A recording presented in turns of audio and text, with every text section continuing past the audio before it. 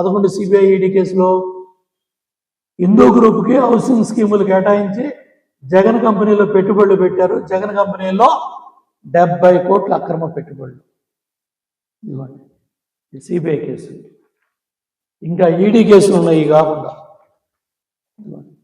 ED case 10 రూపాయలు సాక్షి ఛానల్లో సాక్షి చైర్ని 1440 రూపాయలు కొనిపించాడు దాల్మియా కంపెనీ.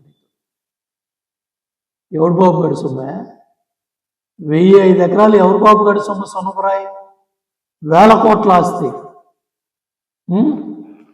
మళ్ళీ 95 కోట్లు పెట్టుబడిగా జగన్ కంపెనీలోకి వచ్చినాయి. మళ్ళీ ఆ సొన్నపురాయి గనులు కూడా భారతీయ సిమెంట్ కొట్టేసింది.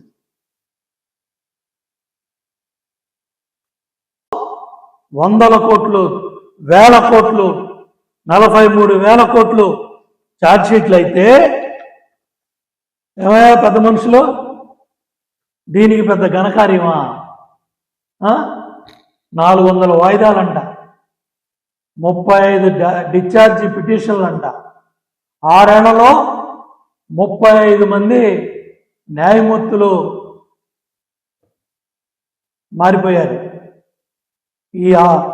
ఈ కేసులన్నీ కూడా కోర్టులకు వచ్చిన తర్వాత తండ్రి అధికారాన్ని అడ్డం పెట్టుకొని, దీనికా మీ ఉన్మాదం?